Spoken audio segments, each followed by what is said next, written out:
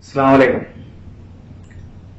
രാവിലെ തന്നെ mobile on ചെയ്ത് നോക്കുമ്പോ ഭയങ്കര തിരക്ക്. സംഭവം എന്താ നോക്കുമ്പോ യുക്തിവാദികളും മുജാഹിദുകളും തമ്മിൽ ഒരു സംവാദ തിരക്കാണ്.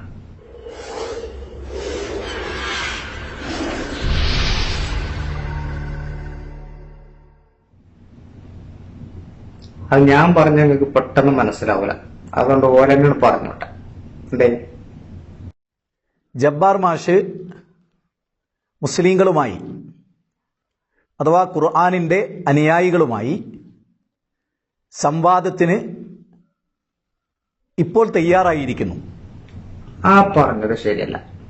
ജബ്ബാർ മാഷ് യുക്തിവാദിയാണെങ്കിലും നിരീശ്വരവാദിയാണെങ്കിലും ആരാണെങ്കിലും അദ്ദേഹത്തെ കുറിച്ച് കളവ് പറയുന്നത് ശരിയല്ല. അത് സംവാദത്തിന് മുസ്ലിങ്ങളെ വെല്ലുവിളിച്ചിട്ടില്ല. പിന്നെ ആരെയാണ് അദ്ദേഹം വെല്ലുവിളിച്ചത്? അദ്ദേഹത്തോടൊന്ന് ചോദിക്കാം. നിങ്ങൾ ഈ പറയുന്ന എം അക്ബറിനെയോ അല്ലെങ്കിൽ ഈ മുജാഹിദ് ബാലുശ്ശേരിയോ ഒരു പൊതുസംവാദ വേദിയിലേക്ക് നിങ്ങൾ കൂട്ടിക്കൊണ്ടുവരണം. മുജാഹിദ് ബാലുശ്ശേരിയെയും ഈ പറയുന്ന എം അക്ബറിനെയും ഒരു സംവാദത്തിന്, യുക്തിവാദികളുമായി ഒരു സംവാദത്തിന് ഒരു വേദിയിൽ എത്തിക്കാൻ കഴിയുമെങ്കിൽ വിശ്വാസികളായ സുഹൃത്തുക്കൾക്ക് അതിനുവേണ്ട എല്ലാ ചെലവും നൽകാം. അതിന് പുറമെ കൊണ്ടുവരുന്നവർക്ക് ഞങ്ങളുടെ പ്രവർത്തകർ സമ്മാനവും പ്രഖ്യാപിച്ചിട്ടുണ്ട്.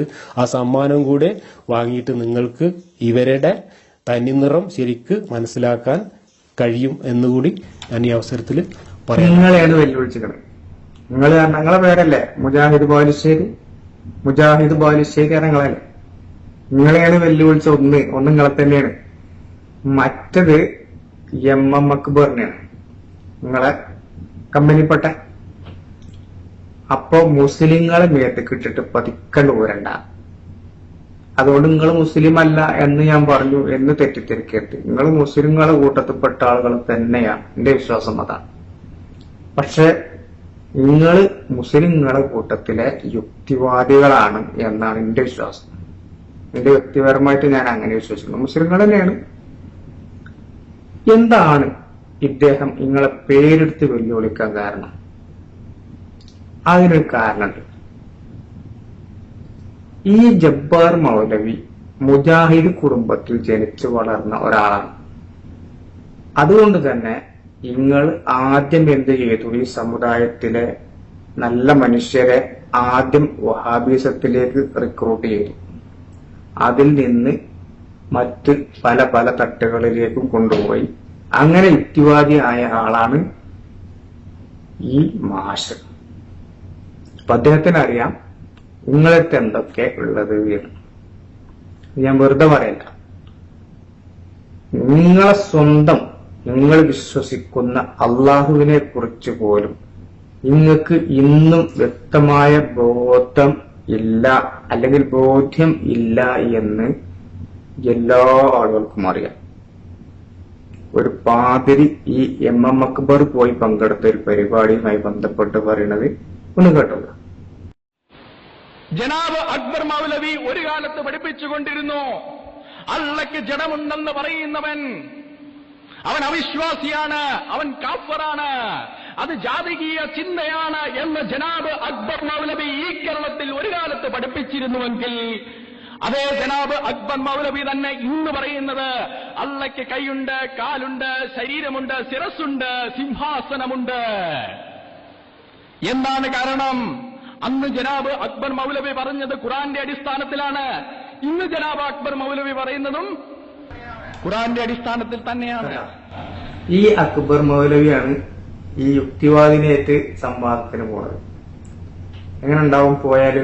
അതുകൊണ്ടാണ് നിങ്ങൾ മുസ്ലിങ്ങളുടെ പൊതു പ്ലാറ്റ്ഫോം ഉപയോഗിച്ച് പോകരുത് എന്ന് പറഞ്ഞത്. അതിനിവിടെ ഉസ്താദ്മാര് പോകാറുണ്ട്, അത് ഞാൻ ഇതിനു ശേഷം പറയുന്നുണ്ട്. പിന്നെ ആരൊക്കെ പോണത് എന്ന് നമ്മളെ ഈ മൗലവിനെ പരിചയപ്പെടുത്തേണ്ടത് കേട്ടോക്കെ നമ്മൾ. അതിനിടയിൽ ഡോക്ടർ അനിൽ മുഹമ്മദ് സോഷ്യൽ മീഡിയയിൽ നിരന്തരമായി പ്രതികരിക്കുന്ന അദ്ദേഹത്തിന്റെ പ്രതികരണമുണ്ടായി. എന്താണ് ഡോക്ടർ അനിൽ മുഹമ്മദ്? പിന്നെ എന്താണ് പേര് കേട്ടിട്ട് നമുക്ക് പെട്ടെന്ന് മനസ്സിലാവണില്ല. സലീം കുമാർ എന്നൊക്കെ പറയുന്ന മാതിരി ഒരു മിശ്ര നാമം, നമ്മൾ കേൾക്കാത്തൊരു പണ്ഡിതനാണ്. ജബ്ബാറിന്റെ കോളാമ്പി ചലഞ്ച് കേൾക്കാനിടയായി. ഇതാണ് മുതല്. ആദ്യം തന്നെ ഒരു പരിഹസിച്ചുകൊണ്ടൊരു ചിരി. സംവാദത്തിന് മറുപടി പറയണം. സംവാദത്തിനല്ല, എടി കയറി പറയണം. ആ മറുപടി ഒന്ന് കേട്ടോക്ക. ആദ്യമേ എനിക്ക് ജബ്ബാറിനോട് പറയാനുള്ളത്, അരിഞ്ഞാണവും അടിപ്പാവാടയും ഒന്നല്ലെന്ന് ജബ്ബാർ ആദ്യമേ മനസ്സിലാക്കണം. കൊടുമുടികൾ പാറുന്ന കാര്യം പറയുമ്പോൾ കോണകം തയ്ക്കുന്ന കാര്യം അവിടെ നിന്ന് പറയുന്നത് പോലെ അർത്ഥശൂന്യമാണ് താങ്കൾ ഒരു വിശുദ്ധ ഗ്രന്ഥത്തെ അല്ലെങ്കിൽ ഒരു വേദത്തെ ഏതെങ്കിലുമൊക്കെ മനുഷ്യർ കണ്ടുപിടിക്കുന്ന അല്പകാലത്തേക്ക് മാറ്റിയും മറിഞ്ഞുമൊക്കെ പറഞ്ഞുകൊണ്ടിരിക്കുന്ന ചില കാര്യങ്ങളെക്കുറിച്ച് ബന്ധപ്പെടുത്തി ചിന്തിക്കുന്നത്. കേട്ടല്ലോ, ഈ കോലത്തിലാണ് ജബ്ബാർ മാഷേറ്റ് മറുപടി പറയാൻ പോകുന്നത്. ഇദ്ദേഹം ഏത് സംഘടനയാണ് എന്ന് പറയില്ല, നിഷ്പക്ഷനാണ്, അതിങ്ങനെ വരലാണ്. നല്ല മനുഷ്യനാണോ സംഗതി. എങ്ങനെയാണെങ്കിലും ഇദ്ദേഹത്തിന്റെ പാണ്ഡിത്യം ഒന്ന് പരിശോധിച്ചു. ഇസ്ലാം സ്ത്രീകളെ പള്ളിയിൽ പോകുന്നതിന് അനുവദിച്ചിട്ടുണ്ട്. ഇസ്ലാം സ്ത്രീകൾ പള്ളിയിൽ പോകുന്നതിനെ തടഞ്ഞിട്ടില്ല. പ്രവാചകന്റെ വചനം അനുവദനീയമാണ്, പക്ഷേ നിങ്ങൾക്ക് വീടാണ് ഉത്തമം. മനസ്സിലായി പറഞ്ഞു? പള്ളിയിൽ പോകുന്നത് അനുവദനീയമാണ്, പക്ഷേ നിങ്ങൾക്ക് വീടാണ് ഉത്തമം. ഇപ്പറഞ്ഞത് ദീനാണ്, നമ്മളൊക്കെ കേട്ടതാണ് അല്ലെ. സ്ത്രീകളെ ഒരിക്കലും ഇസ്ലാം പള്ളിയെ തൊട്ട് തടഞ്ഞിട്ടില്ല. ഏത് സ്ത്രീക്കും പള്ളിക്കകത്ത് എപ്പോഴും കയറാം, ഒരു മംനവും ഇല്ല. ഉറപ്പല്ലേ? പിന്നെ എന്താണ് തടഞ്ഞിട്ടുള്ളത്? അന്യ പുരുഷന്മാരോട് കൂടെ ജുമുഅ ജമാഅത്ത്. ഇതാണ്. സ്ത്രീ പള്ളിപ്രവേശം തടഞ്ഞു എന്നത് ഒരു തെറ്റിദ്ധരിപ്പിക്കലാണ്. ഇദ്ദേഹം ഈ പറഞ്ഞ ദീനാണ്. അദ്ദേഹത്തിന് അങ്ങനെ പറഞ്ഞ് മറ്റൊരാൾക്ക് പറഞ്ഞ് മനസ്സിലാക്കി കൊടുക്കാനുള്ള നല്ല കഴിവുണ്ട്. എന്നാൽ പിന്നെ ഏതെങ്കിലും സ്ത്രീകൾ പള്ളിയിൽ പോകാനായി എനിക്ക് പള്ളിയിൽ പോകണമെന്ന് എന്റെ ഭാര്യ പറഞ്ഞാൽ കൊണ്ടുപോകാൻ ഭർത്താവ് എന്നുള്ള നിലയിൽ ഞാൻ ബാധ്യസ്ഥനാണ്. വീടാണ് നിങ്ങൾ നിസ്കരിക്കാൻ ഉത്തമമെന്ന് പ്രവാചകൻ പറഞ്ഞിട്ടുണ്ട്. നിങ്ങൾ ആരെങ്കിലും പള്ളിയിൽ പോകണമെന്ന് ഭർത്താവ് ആവശ്യപ്പെട്ടാൽ അല്ലെങ്കിൽ സ്ത്രീ ആവശ്യപ്പെട്ടാൽ കൊണ്ടുപോകണമെന്ന് ഭർത്താവിനോട് ഉപദേശമുണ്ട്. അത് യുക്തിവാദമാണ്. കേട്ടല്ലോ, ആദ്യം പറഞ്ഞത് ദീനാണ്. ഏതെങ്കിലും ഒരു ഭർത്താവിനോട് ഭാര്യ സമ്മതം ചോദിച്ചാൽ കൊണ്ടുപോകണം എന്ന് കൽപ്പനയുണ്ട്. ആരെ? റസൂലുള്ളാഹിന്റെ. അത് ഇദ്ദേഹത്തിന്റെ പോക്കറ്റിൽ നിർത്താണ്. ഈ പോക്കറ്റിൽ നിർത്താണ്ട് സ്വന്തം പറയുന്നതിനാണ് യുക്തിവാദം എന്ന് പറയാം. മനസ്സിലാവും? അപ്പൊ ഇദ്ദേഹം ഒരു മിനി യുക്തിവാദിയാണ്. ഫുള്ളായിട്ടില്ല, ആകണുള്ളൂ. അതിനങ്ങനെ കയറി പോകും. അദ്ദേഹത്തിന് ഹിദായത്ത്, സത്യം, യഥാർത്ഥ ദീന് പഠിക്കാനുള്ള ഒരു തൗഫീഖ് അല്ലാഹ് നൽകട്ടെ. ഒന്ന്, ഇയാളാണ് മറുപടി പറയാൻ പോണ ആള്. വെറുതെ അല്ല ജബ്ബാർ മാഷ് വെല്ലുവിളിച്ചിട്ടുള്ളത്. സ്വന്തം വിശ്വാസപ്രകാരമുള്ള കാര്യത്തെക്കുറിച്ച് ചോദിച്ചാൽ പോലും ഉത്തരം മുട്ടും. യുക്തിവാദം പറയട്ടെ. പിന്നുള്ളത് നമ്മളെ മൊത്തം മുജാഹിദുകളുടെ സ്വന്തമാണ്. ഏത് മുജാഹിദിനെ വിളിച്ചാലും ഒക്കെ യുക്തിവാദികളാണ്. അതിനൊരു ഉദാഹരണമാണ് ഞാൻ നിങ്ങൾക്ക് ഇനി കൽപ്പിക്കാൻ പോകുന്നത്. എന്താ ബുദ്ധി ഉപയോഗിക്കണം? ജുമാ ഖുതുബ മലയാളത്തിലല്ല നടത്തല്. ഒരു ഹദീസ് തരീങ്ങൾ ജുമാ ഖുതുബ മലയാളത്തിൽ നടത്തണമെന്നില്ല. ഖുർആൻ ആയത്ത് തരീ. എവിടെ ജുമാ ഖുതുബ മലയാളത്തിൽ നടത്തണമെന്ന് കിട്ടിയത്? ബുദ്ധി ഉപയോഗിച്ചതാ. ജുമാ ഖുതുബ ഉപദേശമാണ്. ഉപദേശം അത് ജനങ്ങൾക്ക് മനസ്സിലാകുന്ന ഭാഷയിലായിരിക്കണം. എന്താ ഉപയോഗിച്ചത്? മൂടോട് ചിന്തിച്ചാല് താലോട് ചിന്തിച്ചതാ. ബുദ്ധി ഉപയോഗിച്ചു. ആലോചിച്ചു നിങ്ങൾ. എങ്ങനെയുണ്ട്? എല്ലാ വെള്ളിയാഴ്ചകളിലും നിർവഹിക്കുന്ന ജുമുഅ എന്ന ഇബാദത്തിലെ ഖുതുബ അത് ഇവരെ പള്ളിയിൽ മലയാളത്തിലാണ് നടത്താറുള്ളത്, മുജാഹിദിന്റെ. അതിന് ഹദീസിൽ തെളിവുണ്ടോ? ഇല്ല. ആയത്തിൽ തെളിവുണ്ടോ? ഇല്ല. ആരാ പറയണ്? ഇവരെന്നെ പറയാം. ഇവർക്കെന്നെ ക്ലാസ് മുജാഹിദിന്റെ സദസ്സിൽ വെച്ച് മുജാഹിദ് പറയണം. ഇല്ല. പിന്നെ എന്താണ് അതിന്റെ തെളിവ്? ബുദ്ധി ഉപയോഗിച്ചതാണ്. ഏത്? ഈ പൊട്ട ബുദ്ധി. എങ്ങനെയുണ്ട്? ഇത് മറ്റൊരു യുക്തിവാദം. അപ്പൊ നിങ്ങളെല്ലാരും യുക്തിവാദികളാണ്. മനസ്സിലാവും? അതുകൊണ്ടാണ് നിങ്ങളോട് മുസ്ലിങ്ങളുടെ പേര് ഉപയോഗിച്ചുകൊണ്ട് സംവാദത്തിന് പോകരുത് എന്ന് പറഞ്ഞത്. ഈ ജബ്ബാർ മാഷ് ആദ്യമായിട്ട് ഒരു വെല്ലുവിളി നടത്തിയിട്ടുണ്ട്. അതിന് 10 കാര്യങ്ങൾ പറഞ്ഞിട്ട് മറുപടി പറഞ്ഞ ഒരു പണ്ഡിതൻ ഉണ്ട്. ആ പണ്ഡിതനെ ഈ ജബ്ബാർ മാഷും പറയണില്ല. ഒരു സുന്നി പണ്ഡിതൻ പറഞ്ഞു എന്ന് പറയുന്നുണ്ട് എന്നല്ലാതെ പേര് പറയണില്ല. ഈ മൗലവിയും തന്നെ കുറെ ആളുകളെ പേര് പറയുന്നുണ്ട്. അതിന് യാതൊരു ബന്ധം അതുമായിട്ടില്ലാത്ത ആളുകളെ പേരൊക്കെ അയാൾ പറയുന്നുണ്ട്. പക്ഷെ യഥാർത്ഥത്തിൽ മറുപടി പറഞ്ഞ ആളെ പേര് ഇദ്ദേഹം പറയുന്നില്ല. പറയാത്തത് ഞാൻ നേരത്തെ പറഞ്ഞതുപോലെ അദ്ദേഹത്തിന്റെ യൂട്യൂബ് ചാനലോ ഫേസ്ബുക്ക് പേജോ പോയി പരിശോധിച്ചാൽ ജനങ്ങൾ സത്യം മനസ്സിലാക്കും എന്നതുകൊണ്ടാണ്. ആ മുതല് ഇതാണ്. അദ്ദേഹത്തിന്റെ പേര് ഡോക്ടർ ഫൈസൽ അഹ്സനി രണ്ടത്താണി. നമ്മുടെ ജബ്ബാർ മാഷ് ഒരു പുതിയ വെല്ലുവിളിയുമായി വന്നിരിക്കുകയാണ്. നിങ്ങളൊക്കെ കേട്ടിരിക്കും.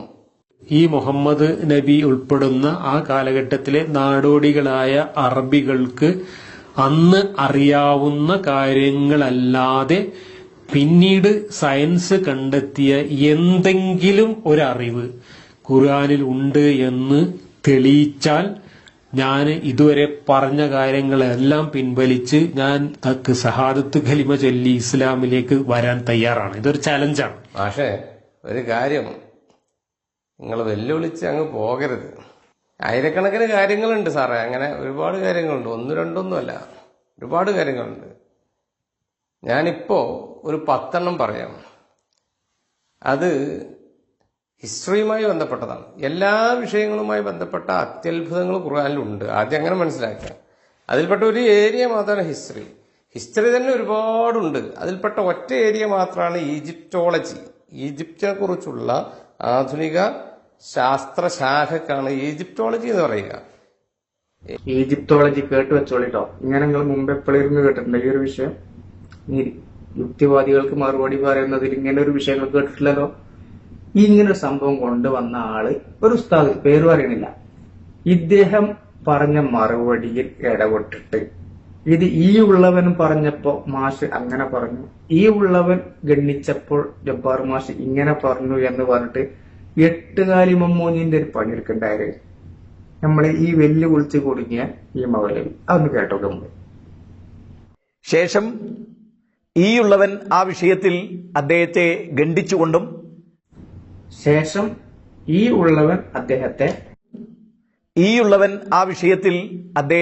ഗണ്ഡിച്ചുകൊണ്ടും അദ്ദേഹത്തിന്റെ വിവരക്കേടുകളെ പൊളിച്ചു കാണിച്ചുകൊണ്ടും ചില കാര്യങ്ങൾ പറഞ്ഞു. അപ്പൊ അദ്ദേഹം നേരത്തെ സൂചിപ്പിച്ചതുപോലെ ഒരു കൊമ്പിൽ നിന്ന് മറ്റൊരു കൊമ്പിലേക്ക് ചാടിക്കൊണ്ടിരിക്കുകയാണ്. ഇപ്പോൾ ഈജിപ്റ്റോളജി പറഞ്ഞപ്പോൾ അദ്ദേഹം ചോദിച്ചു, ഇന്ത്യോളജി ഉണ്ടോ, ചൈനോളജി ഉണ്ടോ എന്നൊക്കെ പറഞ്ഞു.